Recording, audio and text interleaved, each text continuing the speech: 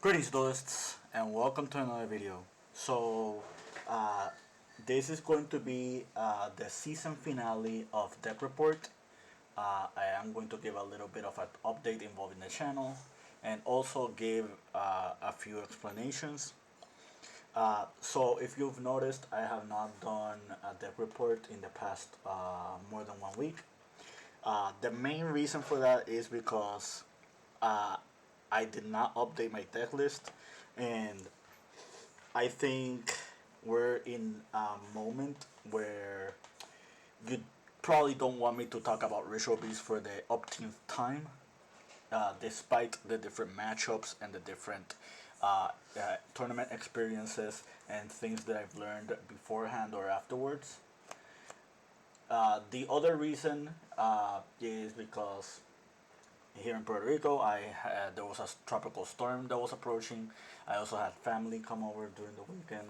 I also had a lot of other contingency plans, and it kind of delayed a lot of the content that I kind of wanted to do. Like I literally just received the internet back at my home base yesterday on the 16th of July. I mean 16th of August.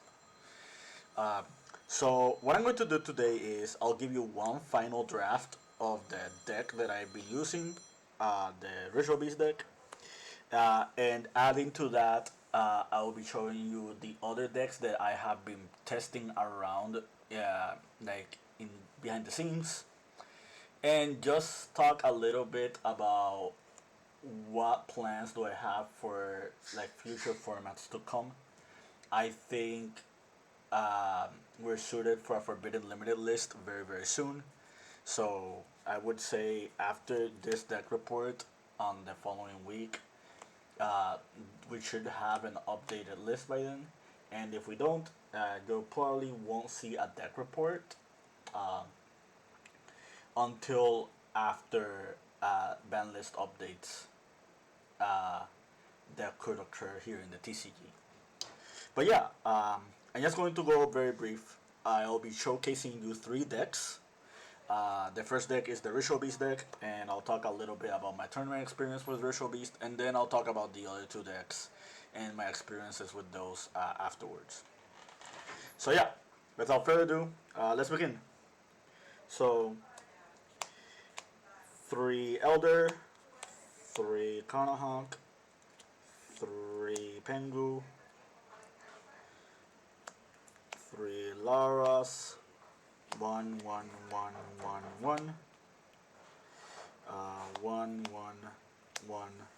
and arguably the best card in the game. But yeah, these are the monsters. I think it's 21. You noticed how I bumped Elder up to 3 now?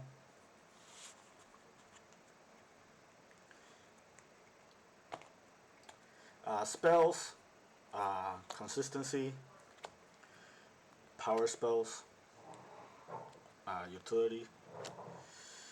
I thought about not playing Imperm anymore. I was looking into like a lot of Ritual Beast deck profiles, and a lot of people tried the board breaking approach. Um, Thankfully, I did not. I think thankfully I kept this in, and it worked out because I did face a gimmick puppet player in the past week, and this was very, very helpful. Azurune, this and this. Sadly, I did not resolve Azurune that much with Rabbit's effect. I did open a statue 1 or 2 times, and funnily enough, opening it worked out for me better than I did with summoning Rabbit, because people just didn't see it coming. People were just not expecting the statue jump scare.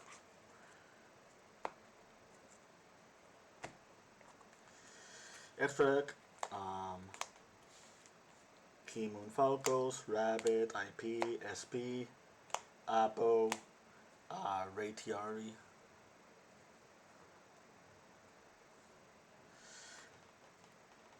Banshee, Colossus, Conahawks, Nokudrago, Apelio, and Ultica Apelio.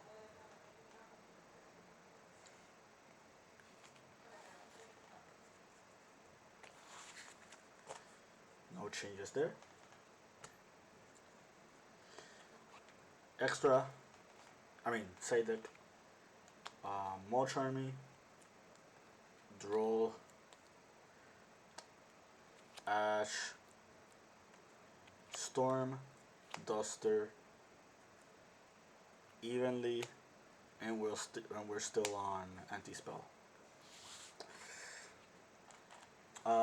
So experiences. In other past Ritual Beast deck profiles, I have been doing very, very, very well. Most of my games, whether I either drew because I couldn't win in time, or I just won the match outright. This past week or so, I've had a total of 4 losses. I think it was. It's 4 losses and 1 draw in the past week. I drew against a Snake Eye player, and it was a very, very, very strong game one.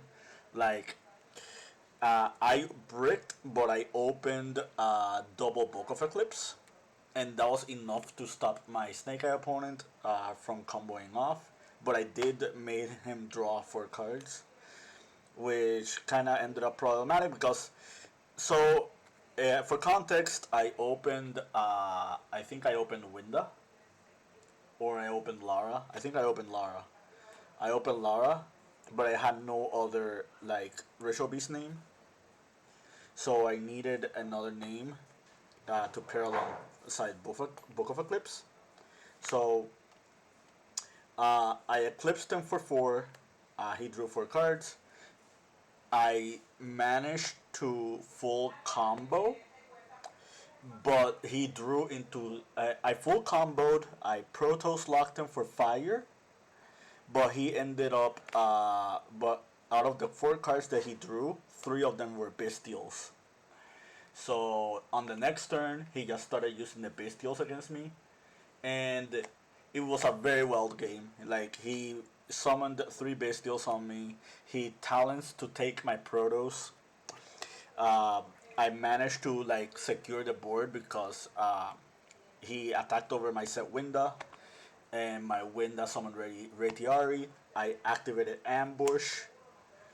I used Radiari to chain the Ambush and the Protoss to make sure he doesn't window lock me. And then I summoned 2 more names, and then I used Steeds to pop the 2 Bestials, uh, like 2 of the 3 Bestials, and I pretty much forced him to play like with the rest of his engine, and he already exhausted the Fiendsmith engine as well. So he was in a very awkward position. Like that game had a lot of back and forth. I tried to bounce back, and then he Nibiru'd. Um, but I managed to keep playing because I didn't have Ulti no Drago into rotation. So Ulti no Drago just recovered my resources back from the blowback from Nibiru. Like it was a very unreal game. Like one of those games that you probably won't ever see happening like in like most instances. Uh, but it worked out. I won that game. It was 33 minutes long, and then game 2 he lacrima burned, and I I had the resources to just break his board, but I ultimately could not, and I don't play Ghost Sister or Cowboy, so uh, it was not enough for me to secure that match. I lost against Gimme Puppet. Games 1 and 3 I bricked. Um, game 2 I I managed to play through his board, and game 1 I had Imperm, which was valuable because he did open the Underworld Mansion. Um, I think that's the name, Underground Mansion. The Gimme Puppet field spell, and I managed to just trickle around his resources and managed to play from there. But one of my hands, in one of my hands, I had. If you see these 5 one-offs, I had a hand with these three, and this is the worst combination because, like, if I go first, I don't want to summon Apelio because Apelio doesn't do anything. Uh, I can summon Pedofin and try to banish Apelio so I can reborn it with Wen on the next turn. But I'm opening myself to just having a dead dolphin like summoned in my hand. It's like a super telegraphed play. Like, none of these three cards do anything on their own. In order to play the game, I needed to open Lara, Rampengu, Kanahawk, or alongside the three bricks, I needed to open or draw into Inheritance, Teleport. So I needed any combination of these cards in order to play the game. There are 15 cards in total. I did not see them in 3 turns. Uh, and you can make the argument that Prosperity could have helped that situation. But so far, this is a very unreal situation. Like, the odds of opening 3 1-ofs, 3 specific 1-ofs, is like less than 10%. So it's just super unfortunate. There was one other game I bricked, and that hand involved, it was double imperm. It was double imperm. This, the statue, and I think for turn I drew into dolphin. I think it was something like this. And yeah, unplayable hand. Um, so really, really unfortunate. The games I did not lose by bricking, the ones that I lost by other means. I think I've only had one loss. I'm trying to think carefully. So I had one loss against Jubel because I misplayed. Um, and back then I was not playing Protoss in the main deck. And the other match that I lost without breaking was to Tempai Dragons, because game 1, 2, and 3, all 3 games, they opened Imperm Nibiru. And the last game I tried to play around that, but he also opened Ghost Mourner in one in the third game, because what I tried to do to play around it was I started on Appaloosa, and then while I was snake climbing into my Nemesis stuff, I summoned SP, and SP was gonna make it so I could dodge the nib, but as soon as I summoned the SP, he Mournered. Uh, I had to let it go through because I did not want to lose to nib a third time. So I let the Mourner on this thing go through, and then when I summoned Colossus, because I tried to go for the Colossus line, he goes Imperm, Appaloosa, Nibiru, and I lost my board. Very unreal game. Like, I basically lost to 3 specific hand traps, but it do be like that. This deck can manage through hand traps like a fair amount if you play properly. Um, and I know that Azure statue conflicts with Shifter, but the Azure statue makes it so if you don't open Shifter and they draw you, you can actually still play the game and put out 2 more interruptions. So I don't think I would be taking this out. I think the Rabbit package is more than justified. Uh, it's a shame that I keep opening this card, but there was one other game which was a very weird one. I opened the statue, and I said emotion, and I had Shifter as well. So what ended up happening was I shifted. I went statue pass. On the next turn, I flip the statue, summoned, normal Mocharmy. I linked into Banshee. Banshee effect, detach Mocharmy is getting banished. And that got me to flag.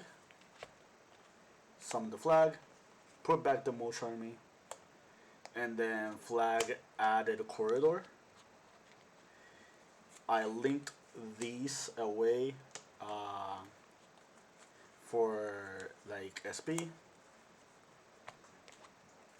I used corridors effect, and with corridor I grabbed back the flag.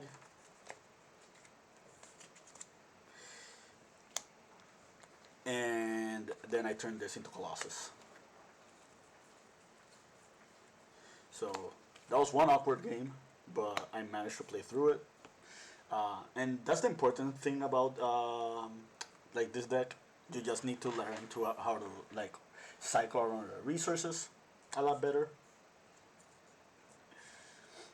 So yeah, so that's it involving Ritual Beast. Need to make sure. So now what? No. So now what I'm gonna do is I'm going to switch scenes and show you the other decks that I've been working on. Uh, like when it comes to this format, uh, it's important for you to try to find more than one option. Ritual Beast is a really, really good option for me because to this day, not many people know what's going on when you're trying to play that deck. That deck has a lot of strong win conditions. If you don't brick, like I've done in a few games already, the deck can actually be very devastating to deal against, especially like with any other deck, as long as you're knowledgeable in the game. However, this format is very high variance, and after enough people catch on what you're trying to do with like the Ritual Beast deck, for example, I kind of want to seek more options because I'm one of those players who takes player knowledge to their advantage. So this is the other deck I've been working on. This is the Chimera Fiendsmith deck. I already showed this deck in the past. Uh, there is a deck list error here. This should be a third copy of Talents, but it's now a Dark Fusion. I was just testing things around. I did try the Sinister Necron package in the at one point. I'm not a big fan of it. That's why you don't see it here anymore. But you do see the Dark Fusion. These are other miscellaneous options. I do think Master Tao and Diabels should be in your main or side deck in some shape or form. This card is just way too powerful. If it just gets summoned onto the field, it automatically wins the Runic matchup. It wins like other matchups, like for example, White Forest variants or like other decks like those. Against Jubel, this card is also really good. Um, because you just start taking care of their spell and traps, like once they start like pitting the board with it. Speaking of Yubel, I do have a replay. This was against the Yubel deck. I do lose the die roll. They go first, um, but they didn't open like actual engine. They opened Fiendsmith engine. I Ash Blossomed. I I activated track for Lurie summon. I tried to mimic exactly his play, but the difference here is I went Lacrima instead. I did not want to like lose to potential Ash Blossom like he did. So uh, I normal Gazelle. He tried to nib. I tried to DDD. He changed Valor, and I don't care that I get Valor nibbed because I grabbed the Chimera fusion, and the Lacrima gets to burn, and I still haven't done Engraver's effect. And this is just how ridiculous the Fiendsmith deck actually can get at one point. So now you see how I just taking care of the board. Um, I'm basically fusing into Berfomet. Berfomet dumps the Mirror Sword Knight. I Chimera Fusion into King Chimera, and now I don't have to worry about anything anymore. Uh, the Apprentice gets summoned, and I did not OTK him, but I put him on a very awkward situation. And this is what I like about the Chimera deck. The Chimera deck just punishes your opponent for trying to hand trap you, like a not opportune time. Here I go second, and this is not good for me because I opened one hand trap. Last game I only opened Dash Blossom. This time I only opened Magnamut. And to make things worse, he does cross out the Magnamut, uh, which is kind of wild. It kind of tells you a lot about this format. Like, uh, I, I, I'm probably one of the very few channels that think that Magnamut could end on the forbidden list. I don't see a lot of banlist predictions talking about this card. Um, I don't like doing banlist predictions as a whole, but I think Bestial Magnamut is just became a little bit too strong of a card. Um, but yeah, he's doing full combo. Uh, there's not a lot I can do about that. So I'm just waiting for him to like finish his entire board and see what happens from there. He's probably gonna end on Apple, Desiree. Um, well, he didn't end on Desiree, but he ended on Apple, and I can't do a lot about that. This Appaloosa, sadly. I normal delivery. I summoned the Requiem. I tried to engraver. He drew his worms, which he did grab. Actually, I did not knew he had the Druid's Worm. That was a jump scare, and that pretty much won him the match because that was one interruption I was not expecting. So I went Throne for Yubel. Uh, so one thing to talk about the Chimera deck, I am playing like a small Yubel package. This package is this engine is so underrated. Not many people are doing this. I think this engine should be highly considered in decks like this one. The reason this engine is good in this deck is because if you end up drawing Yubel, you don't care that you drew into Yubel. Like these are fiend monsters that you can use as fusion material for Chimera Fusion, or just monsters that you can just resummon with the King Chimera, or just cards that you can use in general for like other means. This is also a hand trap for those who um, are uninformed. You can actually just summon this as a monster that can just block attacks. So that's why you see the Jubel engine here. But as you can see, he did not open any hand traps. I still want to insulate my plays to make sure. Quartal, Berfomet, at both Berfomet's effects. So I dump Engraver. The reason I dump Engraver is because all the Yubel monsters already went to rotation, so there's nothing else I can dump with the Berfomet that is of any value. Um, and I already reborn my illusionist monster, and I did not sight in the Diabels. So I just go Fiendsmith combo. I return the Fiendsmith. Those make sequence to return. I summon the Lacrima. Lacrima grabs me back Engraver. Engraver into the Tract. I activate the Tract. Tract into Lurie. Lurie gets summoned. I don't play Desiree in this build, so I'm going to do another play. I'm going to do Rabbit. You're probably thinking, why am I doing Rabbit and not something like Appaloosa? The number one reason I'm summoning Rabbit is because it is an illusion monster.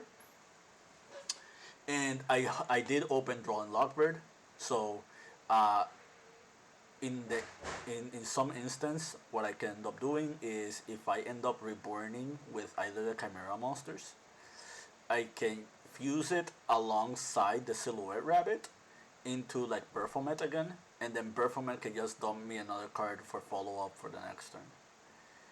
All while I am on the draw. So I draw him here. The draw resolves. I summon the statue. The statue is to make sure that he doesn't summon Requiem on me. He activates talents. I chain SP.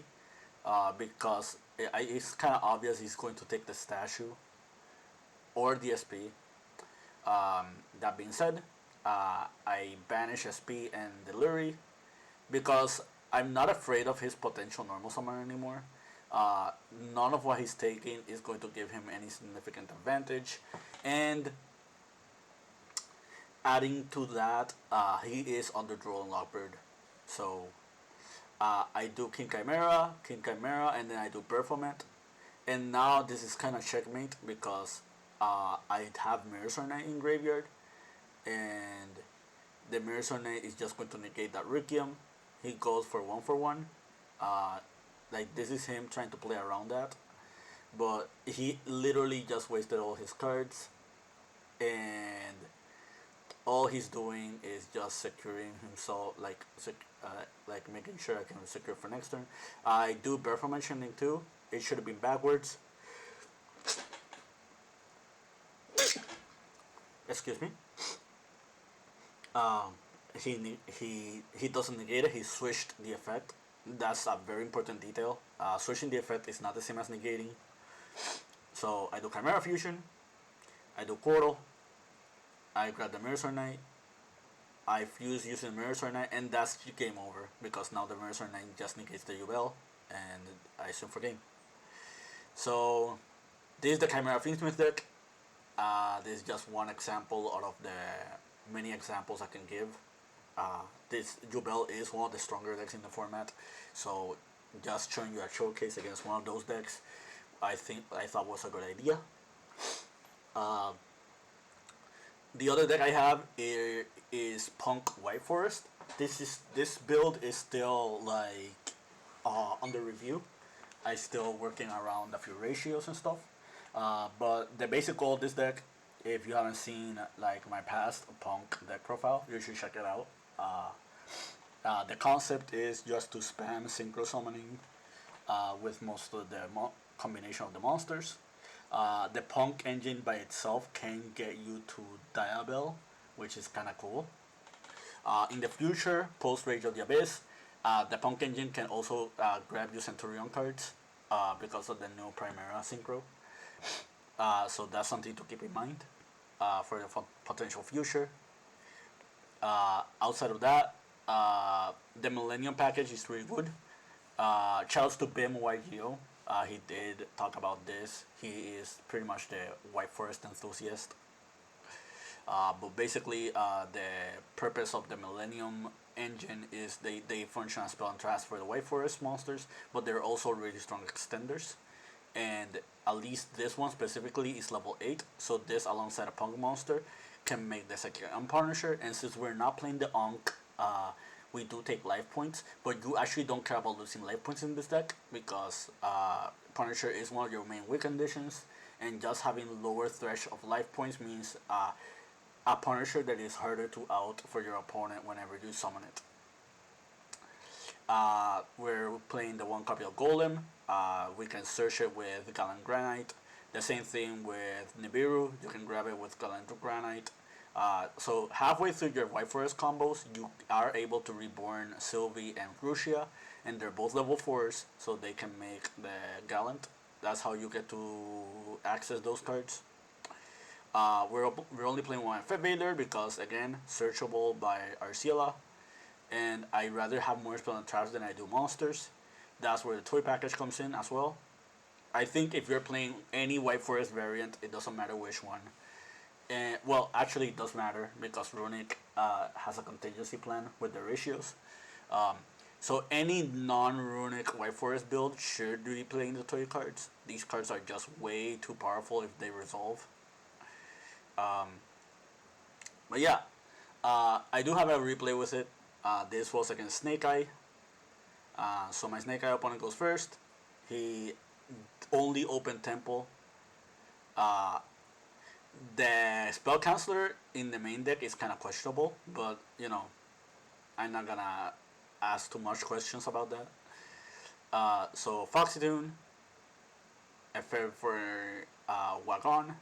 Wagon grabs the Extreme Session. We do the White Forest line. The Toy Tank gets summoned, and Yeah, I was gonna summon Hyper Librarian. You'll see that later on, and that probably would have netted me like a lot of cards. He opened an awkward hand again. I summoned Phantasme. I Ghost Ogred. His Diabell Star. He goes into Fiendsmith combo, and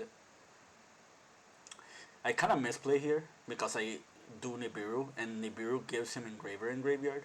So yeah, I pretty much lost that game because of solely that misplay. He did have a double imperm set, so it was my hand was very awkward anyway.